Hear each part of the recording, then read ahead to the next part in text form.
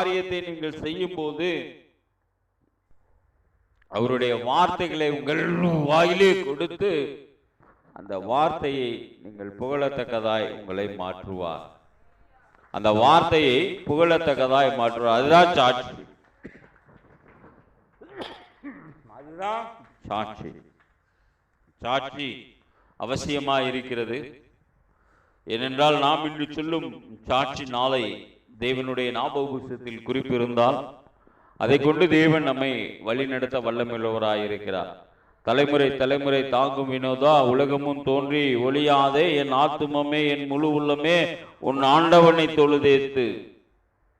பார்த்துட்டீங்களா? அப்போ உங்க ஆண்டவனை நீங்கள் தொழுதேற்ற வேண்டும் என்றால் இந்த வார்த்தையை நீங்கள் சரியாய் பயன்படுத்த வேண்டும். இந்த வார்த்தையின்படி நீங்கள் நடக்க பழகி கொள்ள வேண்டும். அப்போ தேவன் நம்மை தெரிந்தெடுக்க வல்லமையுள்ளவராய் இருக்கிறார். அப்போ தேவனுடைய வார்த்தையை நாம் நம்பி இருக்கும் போது நாம் பயப்படக்கூடாது. இந்த மாதத்தின் வாக்குத்தத்தத்தின் தொடர்ச்சியான வார்த்தை 60 நாட்கள் நாம் கடந்து விட்டோம். ஆனால் இன்னும் மீதியான நாட்கள் இருக்கிறது. இன்னும் ஏறக்குறைய நமக்கு 10 மாதம் நம்முடைய கருத்தில் இருக்கிறது. அந்த 10 மாதமும் நாம் யாருக்கு பயப்படக்கூடாது? மனுஷனுக்கு பயப்படக்கூடாது. காரணம், அவன் எனக்கு என்ன செய்ய முடியும்? காரணம், நான் என் பொருத்தனைகளை நிறைவேற்றி என் மேல் இருக்கிறது உமக்கு ஸ்தோத்திரங்களை சேர்த்து. அப்ப அந்த பொருத்தனை ஸ்தோத்திரங்களாக மாறுகிறது. நம்முடைய பொருத்தனைகள் என்னவா மாறுதுங்க? ஸ்தோத்திர பலியிடுகிறவன் என்னை மகிமைப்படுத்துகிறான், நானும் அவனை கனப்படுத்துவேன். என்னை கனம் பண்ணுகிறவனை நானும் கனம் பண்ணுவேன் என்று கர்த்தர் சொல்லுகிறார். அப்போ கர்த்தருடைய வார்த்தை உங்களுக்குள் இந்த மாதம் முழுவதும், இந்த பாஸ்காவின் நினைவிலே நீங்கள் உபவாசம் இருக்கிறீர்கள், கர்த்தருடைய நாம் மகிமைப்படட்டும். இந்த பாஸ்காவிலே நீங்கள் ஒருவேளை உணவில்லாமல் இருக்கிறீர்கள், கர்த்தருடைய நாம் மகிமைப்படட்டும். இந்த பாஸ்காவிலே நீங்கள் சுய விருப்பு காணிக்க ஆயத்தப்படுத்துகிறீர்கள், கர்த்தருடைய மகிமை உங்கள் மேல் உதிக்கட்டும். இந்த பாஸ்கா பண்டிகை நீங்களும் இஸ்ரேல் ஜனங்களைப் போல நினைவு கூறுகிறீர்கள், நல்லது. அது மதத்தின் மூலியமாய், மத மார்க்கத்தின் மூலியமாய் அல்ல, கர்த்தர் உங்களை அறிந்து கொண்டதற்காக நீங்கள் செய்கிற ஒரு பொருத்தனை. கர்த்தர் உங்களை அறிந்து கொண்டதற்காக நீங்கள் செய்கிற பொருத்தனை. அந்த சங்கீதம் சொல்லுகிறது, தேவனே நான் உமக்கு பண்ணின பொருத்தனைகள் என் மேல்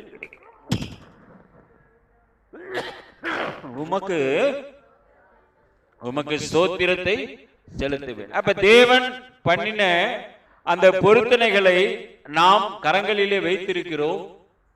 இந்த 10 நரம்பு வீணையை பயன்படுத்துகிறோம். இந்த 10 நரம்பு வீணை நல்ல முறையில் இயங்குவதனாலே நம்மால் தேவனை நல்ல முறையில் மகிமைப்படுத்த முடிகிறது. அப்ப நம்முடைய பொருத்தனைகளை நாம் தேவனுக்கு நேராக செலுத்த பழகிக் கொள்ளுகிறோம். அப்ப நம்முடைய பொருத்தனைகள் சரியாயிருந்தால் நான் மனுஷனுக்கு பயப்பட மாட்டேன். நான் யாருக்கு பயப்பட மாட்டேன்? அப்ப மனுஷன் எனக்கு என்ன தீங்கு செய்தாலும் சரி. இன்னும் அநேக கூடாரங்களிலே பயத்தை விதைவிக்கத்தக்கதாய் அமாவாசை இரவு ஜெபம், ஒரு கருப்பு கலர் நோட்டீஸ்ல வெள்ளை எழுத்துல கொடுப்பாங்க, அமாவாசை இரவு ஜெபம். எப்ப வாழ்க்கையில தேவன் படைத்ததுல அமாவாசையும் வரும், பௌர்ணமியும் வரும். எல்லா நாளுமே கர்த்தருடைய நாமத்தினாலே ஜெபம் இருந்தா போதும். அதை ஹைலைட் பண்ணுவாங்க. ஒவ்வொரு மார்க்கம் அது மதத்தின் மார்க்கம், ஆனா வேதத்தின்படி அப்படியெல்லாம் இல்லை. அவர்கள் அமாவாசை பழைய ஏற்பாட்டில் அவர்கள் அந்த நாளிலே வேலை பிடித்து காரியங்களை ராஜ்யங்களை பாதுகாத்தாங்க. அவ்வளவுதான் இருக்கு. வசனங்கள் அதிகமாக நாம் தேட வேண்டாம், புரிந்து கொள்ளுங்க. ஆனா இந்த 40 நாட்கள் இருக்க நம்ம விரும்ப மாட்டோம். ஏதோ ஒரு நாள் அந்த இரவு நமக்கு கனவுகள் அதிகமாய் தொந்தரவு பண்ணுது, பிசாசின் பிரச்சனைகள் இருக்குன்றத நம்ம மனதளவுல உள்ள வச்சோம்னா தான் அந்த மனதின் பாதிப்பு தான் உங்களுக்கு இரவு நேரத்துல பிசாசு உங்களை தொந்தரவு பண்றதா நினைப்பு வருது. 40 வருஷத்துக்கு முந்தையெல்லாம் பஸ் இல்லாத காலத்துல நடந்து ஊருக்கு போறவங்களா இருந்திருப்பாங்க. அவங்கெல்லாம் எப்படி வீடு போய் சேர்ந்திருப்பாங்க? அப்ப டெய்லி பிசாசு அவங்களை சாவடிச்சதா? இல்லையே. ஆனா இன்னைக்கு விஞ்ஞானம் வளர்ந்து விட்டது.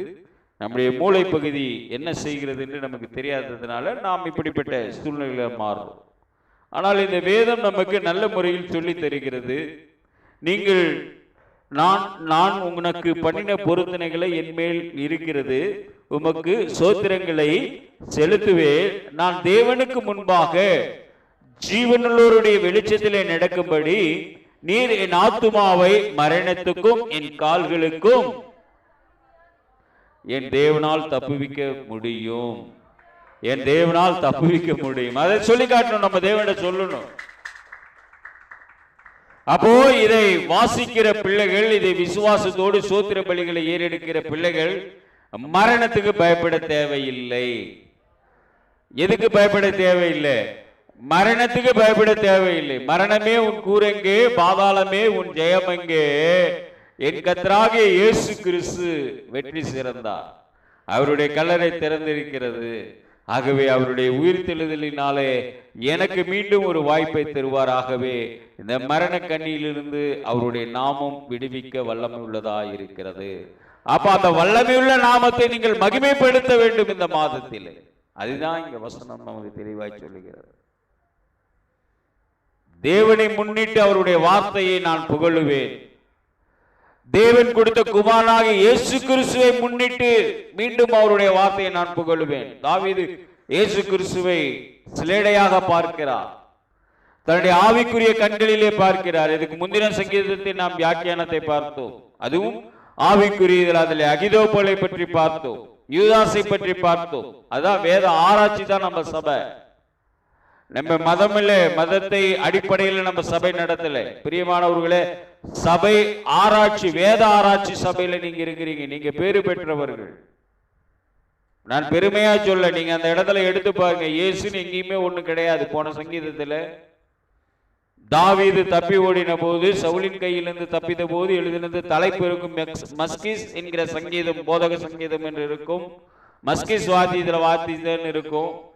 இந்த சங்கீதத்தின் தலைப்பை பார்த்தீங்கன்னா, பெலிஸ்திய தாவீதை காத்தூரில் பிடித்த போது யோனா தேலாம் ரிக்கோம் என்ற வாத்தியத்தில் வாசிக்கும்படி தாவீது பாடி ராகத்தலைவனுக்கு ஒப்புவிக்கப்பட்ட மிக்தாம் என்னும் சங்கீதம். நம்ம ஆராய்ச்சி இப்ப நம்ம பண்ணிட்டு இருக்கோம் இந்த வேதத்துல.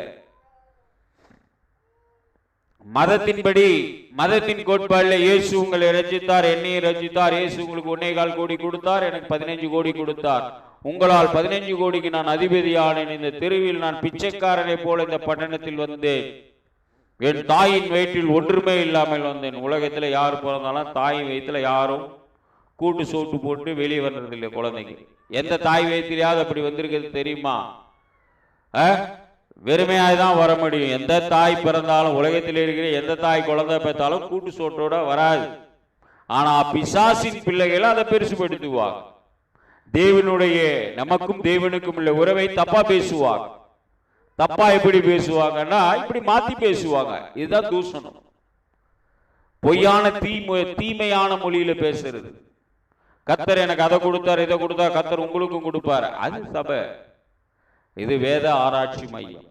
இது வேதங்களே வார்த்தைகளே உங்களுக்கு ஆராய்ச்சி பண்ணி நான் உங்களுக்கு விளக்கி கொடுக்கிறோம். அதுக்குதான் இங்க ட்ரைனிங் இருக்கு உங்களுக்கு. நீங்க வேதத்தை புரிந்து கொள்ள வேண்டும். வேதம் என்று தெரிந்தாதான் உங்க வேதனையை போக்க முடியும். வேதம் உங்களுக்கு தெரிந்தால்தான் உங்க வேதனையை நீங்க என்ன பண்ண முடியும்? போக்க முடியும். ஆனா வேதனை வந்துடுச்சுன்னா எடு போன அப்படின்றது அந்தி கிறிஸ்டின் காலம். எடு போன, நான் உனக்காக ஜெபம் பண்ணி போடுவேன், நான் தான் நடத்துவேன். உன் வீட்டில் அந்தகாரம் சுத்திக்கிட்டு இருக்குது, அக்கிரமம் சுத்திக்கிட்டு இருக்குது, கர்த்தர் என்கிட்ட பேசிட்டார், நான் வச்சே ஆகணும், ஜெபம் நடத்தி ஆகணும். அப்படியெல்லாம் இயேசு கிறிஸ்து செத்த வீட்டில் கூட ஒரு லேட்டா போனார். லேட்டா போய் சொன்னாரு, அவன் மறிக்கலன்றாரு. எல்லாருக்கும் கோபம் வந்தது. ஏன்னா ஒரு ஆராய்ச்சி மனிதன். ஏனென்றால் அப்பொழுது அவர் போயிட்டாரு. அங்க மரித்தே ஆயிருந்தாலும் அவருக்கு சித்தமானால் அந்த ஜீவனுக்கு அவர் மீண்டும் உயிரை கொடுக்கிறவர். இது ஆராய்ச்சி. நீங்க வேணா லாசரு வாழ்க்கையில பாருங்க, நீங்க இருந்தா இங்க செத்திருக்க மாட்டான். அந்த சகோதரி சொல்றாங்க இயேசுவை பார்த்து, இயேசு லாசருவுக்காக ஒரு பக்கம் கண்ணீர் விட்டார், இன்னொன்னு ஜனங்களின் அறியாமைக்காகவும் கண்ணீர் விட்டார். ஏனென்றால் இங்கு தாவீது சொன்னது போல அந்த வார்த்தை நீங்கள் சரியாய் கவனிக்க வேண்டும். என்ன சொன்னாரு?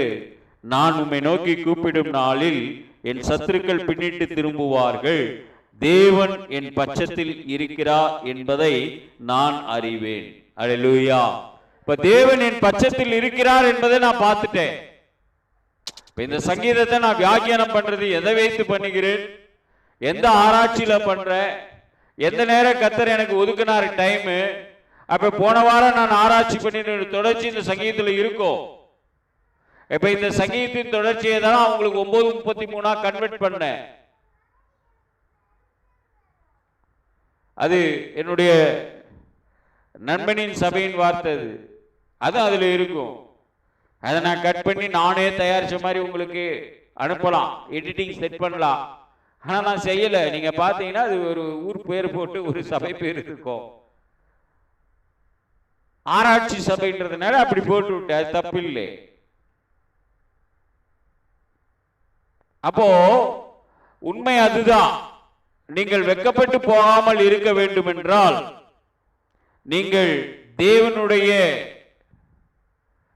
தேவனை நோக்கி கூப்பிடும் நாட்களில் உங்கள் சத்துருக்கள் பின்னிட்டு திரும்புவார்கள் என்கிற வாக்குத்தத்தத்தை வைத்து விசுவாசத்தோடு நீங்கள் தேவனை நோக்கி கூப்பிட வேண்டும். உங்களுக்கு இந்த 60 நாள் ஏதோ நடக்கல, பயம் வேண்டாம்.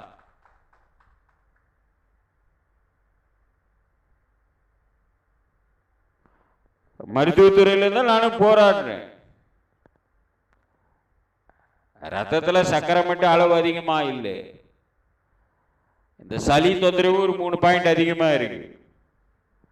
நானும் டெய்லி போராடுறேன்.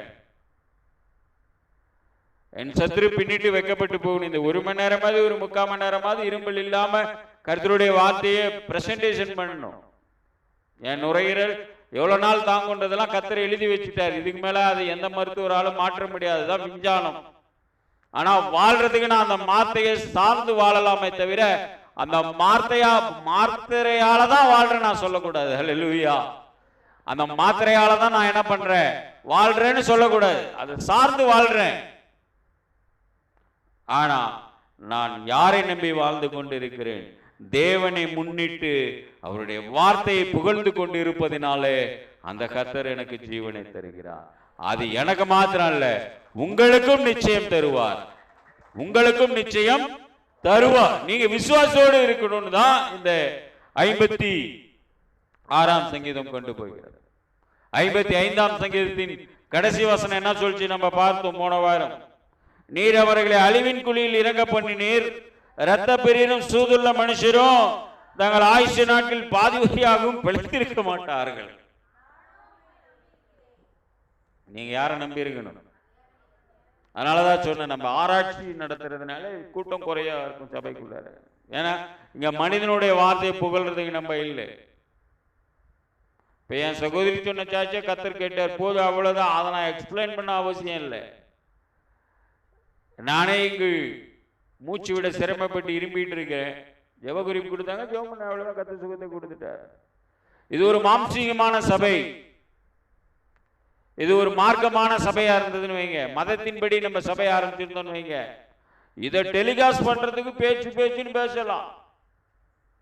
நான் படுத்துக்கிட்டு இருந்தேன், என் சகோதரி வந்து அழுதாங்க, என் சகோதரி அப்பவும் ஜெபகுறிப்பு கொடுத்தாங்க, நான் உங்களுக்கு சொல்லி அனுப்பிச்சேன், கவலைப்படாதீங்க, 28ஆம் தேதிக்குள்ள அந்த பணம் கிடைக்கும் சொன்னேன். உண்மை, அவங்கள கேளுங்க. 27ஆம் தேதியே அந்த பணம் கிடைச்சிடுச்சுன்னு அவங்க போன் பண்ணாங்க. கர்த்தருக்கு சோதனைனா இங்க இருக்கிறோம், யாரும் ஜெபம் பண்ண மாட்டேங்க. நீங்க உடனே இந்த மாதிரி பிரச்சனைனா உங்களுக்கு யார் நம்பர் ஞாபகம் வரும்? ஊழியக்காரன் நம்பரு ஞாபகம் வரும். ஊழியக்காரன் ஜெபிச்சா ஒரு நாளைக்கு முன்னே நடக்குதுங்க அப்படின்னு உடனே போன் பண்ணுவீங்க. இல்லை இல்லை, மாம்சத்தினாலே நாம் எந்த கிரியைகளை கொண்டு வந்தாலும் ஆவிக்குரிய நிலைமையில தேவனுடைய பார்வை வேற, நம்முடைய பார்வை வேற. அல்லேலூயா. நம்ம பார்வை வேற. இது நடந்தது உண்மை, இந்த சாட்சி உத்தமமும் உண்மையுமானது. ஆனா ஜீவ புஸ்தகத்தில் அது எழுதிட்டா முடிஞ்சு போச்சு. ஆவியில் எளிமையுள்ளவர்கள் பாக்கியவான்கள், பரலோக ராஜ்யம். அந்த பரலோக ராஜ்யத்தை பத்தி ஆராய்ச்சி பண்ணதான் நான் உங்களை வர வச்சு நாம் இங்க 2 மணி நேரம் ஆராதனை நடத்துறோம். டைமுக்கு முடிக்கிறோம். இங்க மாம்சம் ஒன்றுக்கும் உதவாது. இந்த ஸ்தலத்துக்குள்ள நீங்க என்னதான் மோதிட்டு இங்க வந்து அடிக்கணும் நீங்க ஆசைப்பட்டாலும், அடிக்கணும்னா தப்பா எடுத்துக்காதீங்க, பேசணும் அப்படி நீங்க மாம்சத்துல வந்தாலும் கர்த்தர் இந்த ஆராய்ச்சி மையத்துல வாய்ப்பு கொடுக்கறது இல்லை. நாம் இருக்கிற இடத்துல எப்பயுமே வாய்ப்புக்கு நான் கொடுக்க போறது இல்லை. என்ன மீறி வாய்ப்பு எடுத்துட்டாலும் ஐயோன்ட்டு உட்காந்துக்குவேன். அதுலயும் ஒரு ஜாக்கிரதையா நான் உள்ளுக்குள்ள அது ஜெபம் பண்ணிக்குவேன். அது திரும்ப ரினிவல் ஆகாது, வாய்ப்பு இல்லை. பெருமைகள்லாம் நான் சொல்லலை, வேத ஆராய்ச்சிக்கு தான் நம்ம சபைக்கு வரணும். நாம் இங்க ஆராய்ந்து வீட்டில் போய் ஆயா படுத்து தூங்கும் போது அந்த ஃபோம் பெட்ல படுத்துட்டு தலைக்கு கையை கொடுத்து தூங்குறது ஒரு சுகம் பார்த்தீங்களா? அந்த கையில இந்த வார்த்தையை எழுதி பார்த்துட்டு, ஆண்டவரே உம்மை துதிக்கிறேன், உம்மை புகழுகிறேன், என் தேவனே என்னை ரட்சியும், என் தேவனே என் தேவனே ஏன் என்னை கைவிட்டீர்? காரணம் தேவனே உமது வார்த்தையால் நான் புகழுகிறேன் என்று பிதாவை நோக்கி இயேசு கிறிஸ்து புகழ்ந்தது போல இங்கு பிதாவை சிலேடையாக சங்கீதக்காரன் வைக்கிறான். குமாரனாகிய இயேசு கிறிஸ்துவை சொல்லுகிறான். கர்த்தரை குறித்து நான் என்ன பெறுவேன்? கர்த்தரை முன்னிட்டு அவருடைய வாதிப்பு. அப்ப இயேசு கிறிஸ்து சொன்னாரு, என் நாமத்து நிமித்தம் நீங்கள் என் பிதாவிடத்தில் எதை கேட்டாலும் என் நாமம் மகிமைப்படும்படியாக பிதாவானவர் அந்த காரியத்தை உங்களுக்கு வாய்க்க பண்ணுவார். பிதாவானவர் அந்த காரியத்தை உங்களுக்கு வாய்க்க பண்ணுவார். அதனாலதான் இயேசுவின் நாமத்தில் உபவாசம் இருங்க, மனுஷ வார்த்தையில இருக்காதீங்க நான் சொல்றேன். அதுல அழகா நம்முடைய சபை மக்கள் எக்ஸ்பிளைன் பண்ணி ரொம்ப சந்தோஷம். ஒரு சகோதரி சொன்னாங்க, நமக்கும் புறஜாதிக்கும் வித்தியாசம் வேணும், இந்த 40 நாள்ல விடணும்னு மனசு வந்துருச்சுன்னா தொடர்ச்சியா விட்டுடுங்க, திரும்ப தேடாதீங்கன்னு சொன்னாங்க. இன்னொன்னு ஒருத்தர் சொன்னாரு, இந்த 40 நாள்ல சகோதரன் சொன்னார், 40 நாள்ல ஒரு இரவு சாப்பாடு எனக்கு 50 ரூபா நான் கணக்கு பண்ணிட்டேன்னா இந்த 40 நாள் சுய வெறுப்பு காணிக்கை நான் கொண்டு வரும்போது 2000 நான் கர்த்தருக்கு கொடுப்பேன்னு சொன்னார். கரங்களை தேடி. இப்படி சத்தியம் தான் ஆராய்ச்சி, இது ஆராய்ச்சி ஸ்தலம் இது. இப்படி நீங்க சத்தியத்தை புரிந்து கொள்ள வேண்டும் தான் எனக்கு ஆசை. அவரு சொன்னார் இவரு சொன்னார் இருக்காது. திடீர்னு முடியல சாப்பிட்டு தான் ஆகணும்னு உங்க சரீரம் சொல்லிடுச்சுன்னா சாப்பிட்டு தான் ஆகணும். நான் கூட இங்க மாத்திரை இல்லாம பேசணும்னு ஆசைப்படுறேன், அது என் விசுவாசம் நல்லது. ஆனா இங்க நான் ஒரு டிபி பேஷண்டா மாறினா கர்த்தருடைய நாமத்துக்கு அவமானம். அப்ப கர்த்தர் அந்த 45 நிமிடத்தை எனக்கு திறந்த வாசலை கொடுக்க கஷ்டப்படுவார். பிரீத்திங் எனக்கு செட் ஆகாது. டிபியை நம்ம ஒழிச்சிட்டோம், டிபி கிடையாது இப்ப இந்தியாவுக்குள்ள. எத்தனையோ வியாதிகளை கர்த்தர் தேசத்தை விட்டு வச்சாரு. ஆனா அவர் சொல்லாகும், அவர் கட்டளையிட நிற்கும். எதனால வந்துட்டு போயிடும். கொள்ளை நோய் வந்தது 21, 22 எத்தனையோ லட்சம் மக்கள் ஆட்டோமேட்டிக்கா குறைஞ்சாங்க. ஆனாலும் அந்த நாட்களிலும் கர்த்தர் நமக்கு சுகம்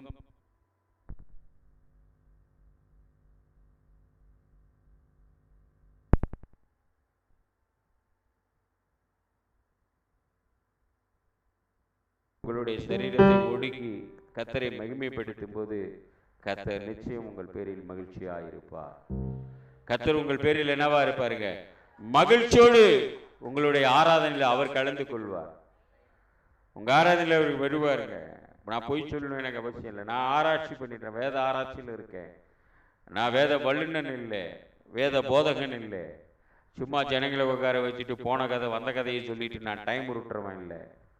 ஏன்னா அந்த பாலிசி எனக்கு தெரியாது, கற்றுக்கொள்ளலை. நான் என் வேலையில கூட எனக்கு தேவைகளை 5 நிமிஷத்துல முடிக்கிற ஆளை தான் நான் என் மைண்டு தேடுமே தவிர, நான் 50 நிமிஷம் கிளாஸ் எடுத்துக்கிட்டு அப்புறமா பார்த்துக்கலாம் போயிட்டு வா நாளைக்கு ஆர்டர் தானேன்னா திரும்ப செருப்பு அங்கே போகாது, என் கால் தூசி கூட அங்கே போகாது. அப்போ உலகத்தில் வாழ்கிற நாம் நாணமா இருக்க வேண்டும் என்பதற்காக பரலோகத்தில் இருக்கிற தேவன் தம்முடைய சொந்த குமாரனை நமக்கு கொடுத்ததினால இங்க தாவீது பிதாவையும் வார்த்தையாலே புகழுகிறார், ஆண்டவராகிய இயேசு கிறிஸ்துவையும் வார்த்தையால் புகழுகிறார். ஆகவே இந்த இருவரும் உங்களோடு இருக்க, பரிசுத்த ஆவியானவர் உங்களோடு இருந்தால் நீங்கள் மனுஷனுக்கு பயப்படவே வேண்டாம், மனுஷ சத்துருக்களுக்கு நீங்கள் பயப்படவே வேண்டாம்.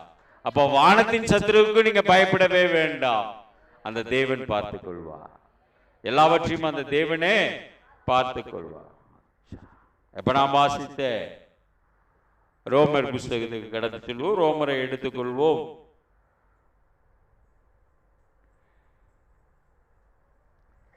ரோமர் 9ஆம் அதிகாரம் 7ஆம் வசனம் 8ஆம் வசனத்தை எடுத்துக்கொள்வோம்.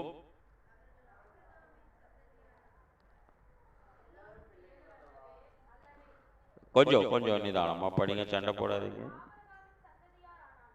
அவர்கள் ஆபிரகாமின் சந்ததி யார் ஆனாலும் எல்லோரும் பிள்ளைகள் அல்லவே.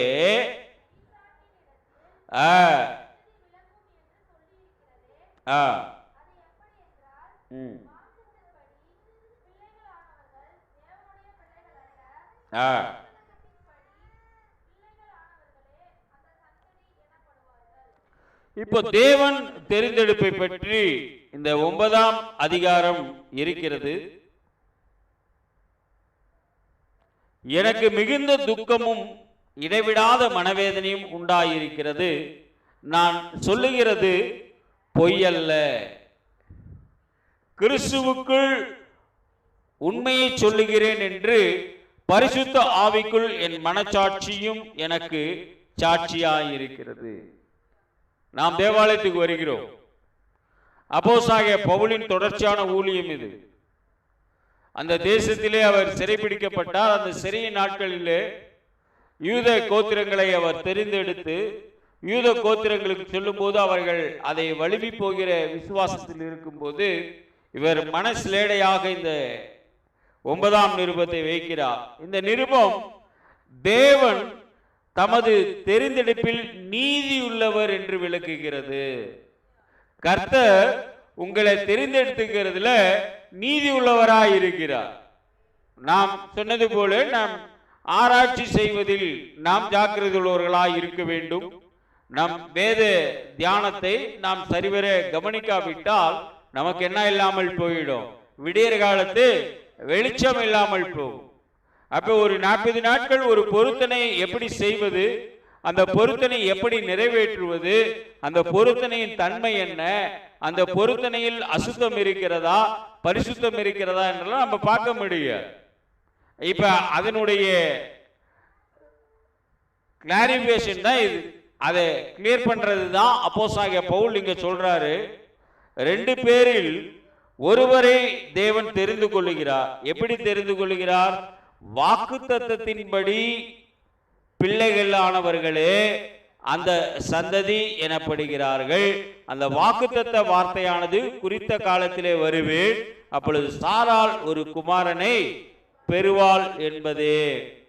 இதை நீங்க 17ஆம் அதிகாரத்தில் ஆதியாகமம் 17 மனசுல வச்சுங்க, வீட்டுல ஃபுல்லா படிச்சீங்கன்னா அப்போஸ்தலனாகிய பவுல் இது நினைவு கூறுறது இந்த லென்த் நாட்கள்ல உங்களுக்கு புரியும். அப்ப தேவன் தாம் செய்யும் எல்லா கிரியைகளும் நீதி செய்கிறார். இப்ப இங்க பவுல் அதான் வலுப்படுத்தி கொடுக்கிறார். மனுஷனை தெரிந்தெடுக்கிற விஷயத்திலும் அவர்களுக்கு இரக்கம் காட்டும் விஷயத்திலும் அவர்களுடைய இருதயங்களை கடினப்படுத்தும் விஷயத்திலும் தேவன் நீதியாக கிரியை செய்கிறார். அல்லேலூயா. இப்ப உங்க இருதயம் கடினமா இருக்கு, நீங்க கர்த்தரை அறிகிறீங்க, கர்த்தரை அறிந்து கொண்ட பழக்கம் உங்களுக்கு இருக்கு, ஆனாலும் உங்கள் இருதயம் ஜபத்தை ஏற்றுக்கொள்ளாவிட்டால் நீங்க கர்த்தருடைய பிள்ளைதான், ஆனா கர்த்தருக்குள் நீங்க வாக்குத்தத்தம் பண்ணப்பட்ட பிள்ளைங்க இல்லை, நீங்க தெளிவா சொல்லித்தரா. அப்ப இந்த 40 நாட்கள் நீங்க உபவாசம் இருக்கலாம், தப்பு இல்லை. இந்த 40 நாட்கள் நீங்க கர்த்தர்ட்ட உங்களை ஒப்பு கொடுக்கலாம், தப்பு இல்லை. ஆனா நீங்க உங்க இருதயம் கடினத்தோட அந்த காரியத்தை செஞ்சிட்டு இருந்தீங்கன்னா, மனுஷன் புகழ்ச்சிக்காக நீங்க செஞ்சிட்டு இருந்தீங்கன்னா, நீங்க யாருடைய பிள்ளைகள்? நீங்க பவுல் சொல்லித்தராரு, தேவனுடைய வாக்கு தத்தத்தின் பிள்ளை இல்லை அப்படின்னு சொல்லி அந்த முதல் குடும்பத்தை தேவன் தெரிந்தெடுத்த ஆபிரகாமின் குடும்பத்தை அவர் அங்க சொல்றார். சொல்லிட்டு பாருங்க 13ஆம் வசனத்தை பார்க்கும்போது, யாக்கோப்பை சிநேகித்து ஏசாவை வெறுத்தேன் என்று இருக்கிறது. ஆகையால் நாம் என்ன சொல்லுவோம்? தேவனிடத்தில் அநீதி உண்டு என்று சொல்லலாமா? சொல்லக்கூடாது. கரங்களை தட்டிங்க.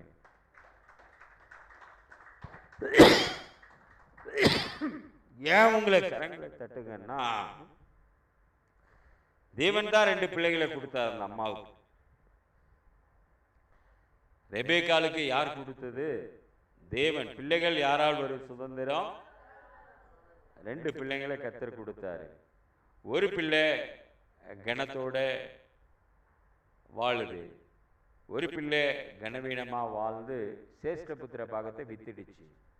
கடைசியா தகப்பனுடைய சொத்தையும் அவன் இழந்து போனான். காரணம் என்ன?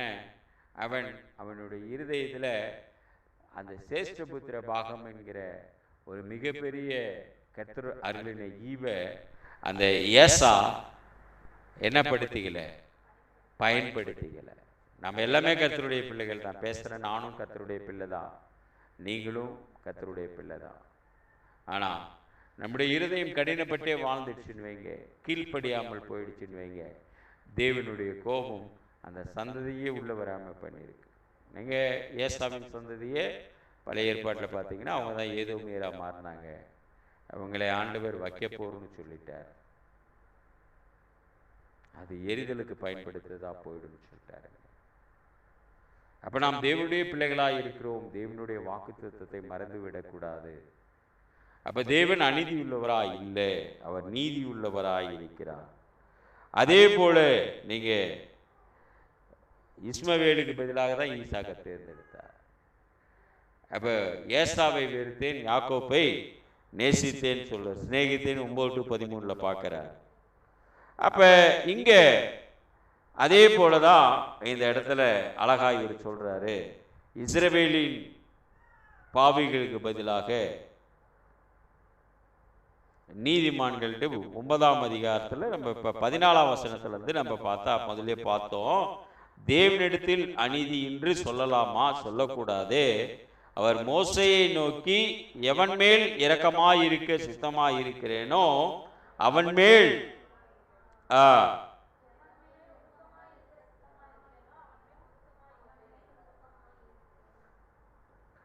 ஆகவே விரும்புகிறவனாலும் அல்ல,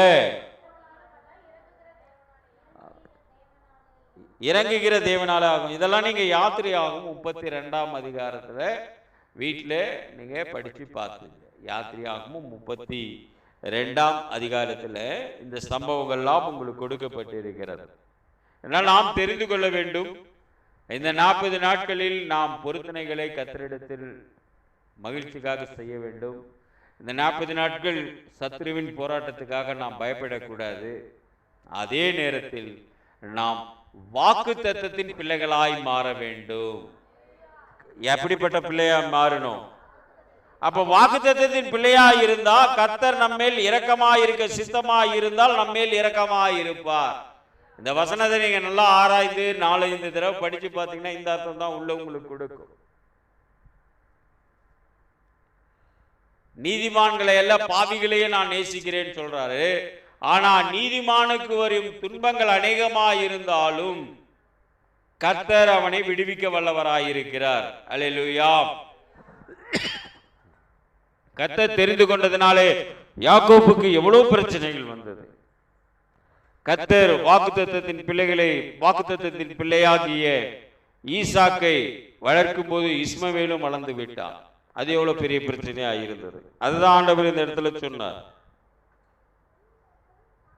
அப்ப 17ஆம் வசனம் 18ஆம் வசனத்தை பார்க்கும்போது, மேலும் என்னுடைய வல்லமையை உன்னிடத்தில் காண்பிக்கும்படியாக என்னுடைய நாமம் பூமி எங்கும் பிரசாவும்படியாக உள்ளது, நிலை நிறுத்தினேன் என்று பார்வோனுடைய சொன்னதாக வேதத்தில் சொல்லி இருக்கிறதே. ஆதலால் எவன் மேல் இரக்கமாயிருக்க சித்தமாயிருக்கிறேனோ அவன் மேல் இரக்கமாயிருக்கிறார், எவனை கடினப்படுத்த சித்தமாயிருக்கிறாரோ அவனை கடினப்படுத்துகிறார். இதெல்லாம் சொல்லிட்டு தான் 33ஆம் வசனத்துக்கு வர. அப்போ நாம் அந்த 33ஆம் வசனத்தை நாம் பார்க்கும்போது என்ன சொல்லுது பாருங்க.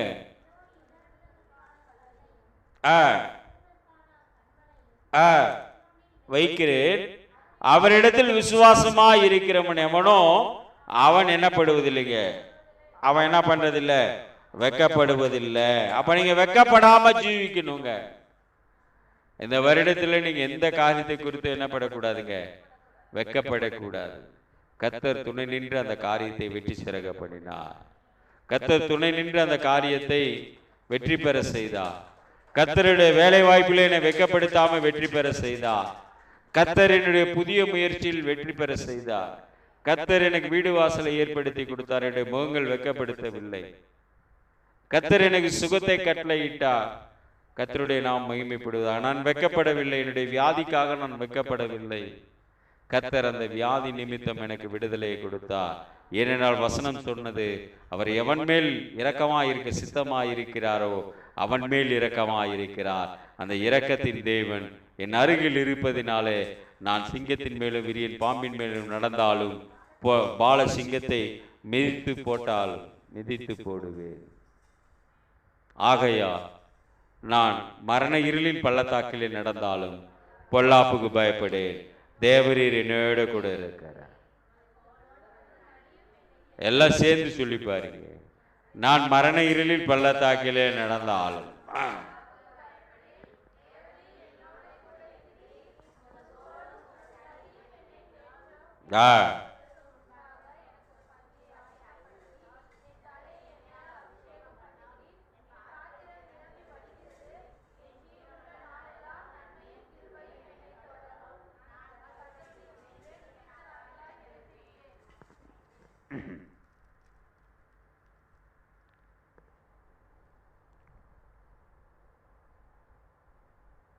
அதனால கிறிஸ்தவங்கள்லாம் கிறிஸ்தவங்க கிடையாது, கிறிஸ்துவுக்குள் வாழ்கிறவங்க தான் கிறிஸ்தவர்கள். அல்லேலூயா. அப்ப இந்த வசனங்கள் எல்லாம் உங்களை பாதுகாக்க நம்ம ஆராய்ச்சியில தான் இருக்கிறோம். இந்த 9ஆம் அதிகாரம் முழுவதும் இந்த நீங்கள் எந்த நாட்டில் இருக்கிறதுனால கொஞ்சம் நல்லா படிச்சு பார்த்தீங்கன்னா கர்த்தர் உங்க குடும்பத்தை அறிந்த விதத்தெல்லாம் இதுல போட்டிருக்கு. ஏனென்றால் 6ஆம் வசனம் தெளிவா சொல்லுது, தேவ வசனம் அவமாய் போயிட்டு என்று சொல்லக்கூடாது. ஏனென்றால் அவ்வளவுதான், எல்லாரும் கிறிஸ்தவங்க இல்லை. அன்னைக்கு யூதர்களுடைய குணத்தை அவங்க எப்படிப்பட்டவங்கன்றதெல்லாம் இவரு நல்லா சொல்றார். அவங்க அறியாமையை சொல்றாரு, அவங்களுடைய இருமாப்பை சொல்றாரு, அவருடைய கலகத்தை சொல்றாரு. எல்லாம் இந்த வசனத்துல இருக்கு. அவங்களுடைய கோபத்தை பற்றி பேசுறாரு, அவங்க கர்த்தருக்கு கீழ்ப்படியாம இருக்கிறது சொல்றாரு, அவங்களுடைய இருதயம் குருட்டாட்டா போயிடுச்சுன்னு சொல்றாரு. அப்ப இதெல்லாம் இவ்வளவும் தள்ளி விடுதலை சொல்றாரு, முறித்து விடுதலை சொல்றாரு. இந்த அதிகாரம் முழுவதும் புறச்சாதிகள் கர்த்தரை அறிந்த விதத்தை இந்த இடத்துல அவர் எடுத்து சொல்றார். அல்லாமலும் இஸ்ரவேல் புத்திரருடைய எல்லா காரியத்தை பார்க்கிலும் நீங்கள் மனம் திரும்பும் போது,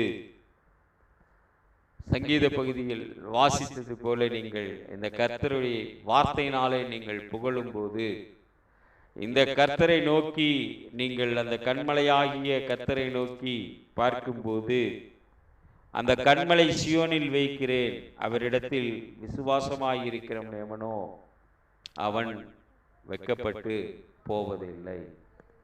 அவன் என்ன ஆவறதில்லைங்க, வெட்கப்பட்டு போவதில்லை, வெட்கப்படுவதில்லை என்று எழுதியிருக்கிறபடி ஆயிற்று.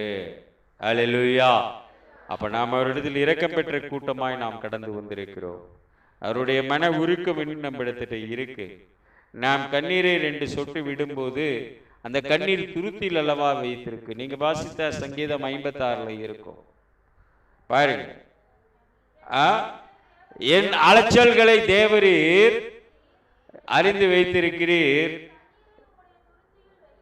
என் கண்ணீரை உம்முடைய துருத்தியில் வையும்.